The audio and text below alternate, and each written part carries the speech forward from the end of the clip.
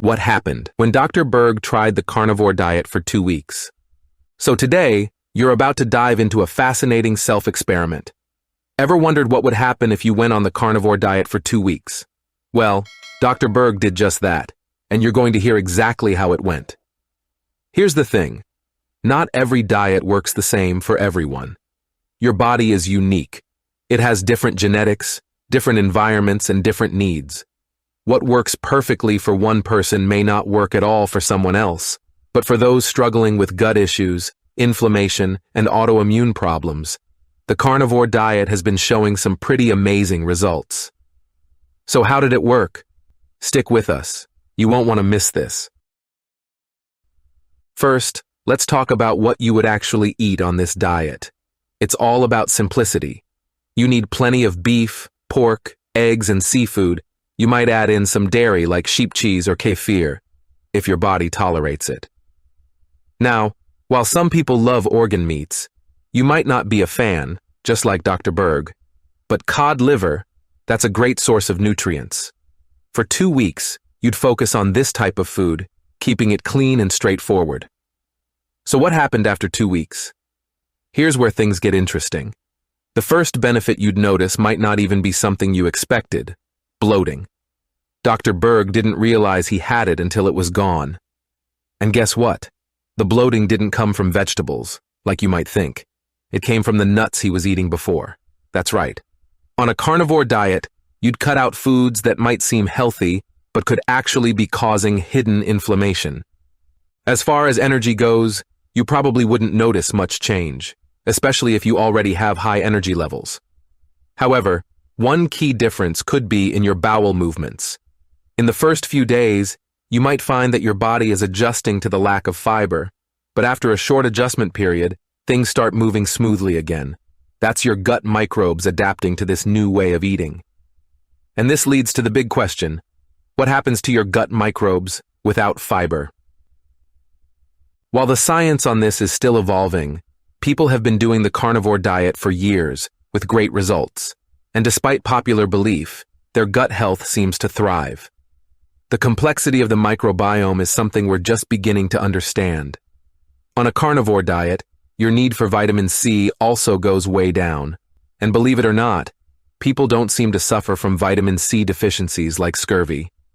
If you love dairy, you'd be happy to know you can still have high-quality cheeses as long as your body can handle it. You should stick to unprocessed options: European cheeses, goat's cheese, sheep cheese.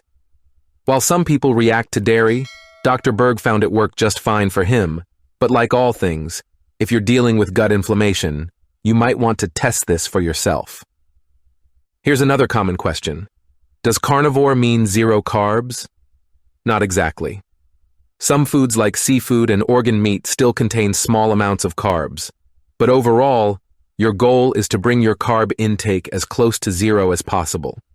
Some people take it a step further by adding honey and fruit to their carnivore diet, but Dr. Berg recommends sticking to a more traditional approach, especially if you're aiming to reduce inflammation and improve joint and gut health.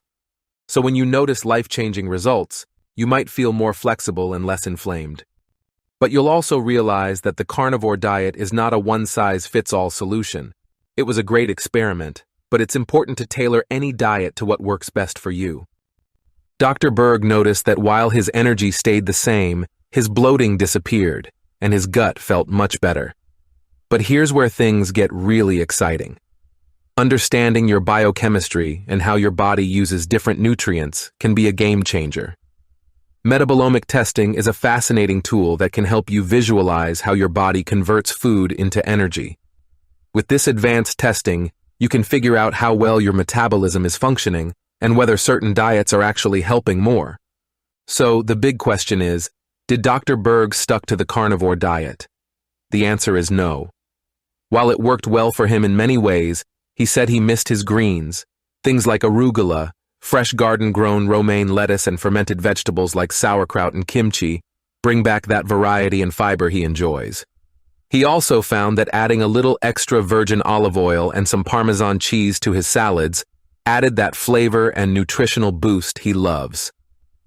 In conclusion, the carnivore diet can deliver some amazing benefits, especially when it comes to reducing inflammation and improving gut health. But at the end of the day, it's all about finding what works best for your body. For Dr. Berg, he said it was a fascinating 2-week experiment, but a balanced approach with greens and fermented veggies works better long-term. If you're thinking about trying this diet, remember that your body is unique, and the best diet is the one that supports your individual needs. If you found this video helpful, don't forget to subscribe to the channel. Click the notification bell for more health tips, and give this video a thumbs up. Share it with someone who's curious about the carnivore diet or looking for new ways to improve their health. Stay curious, stay informed, and we'll see you in the next video.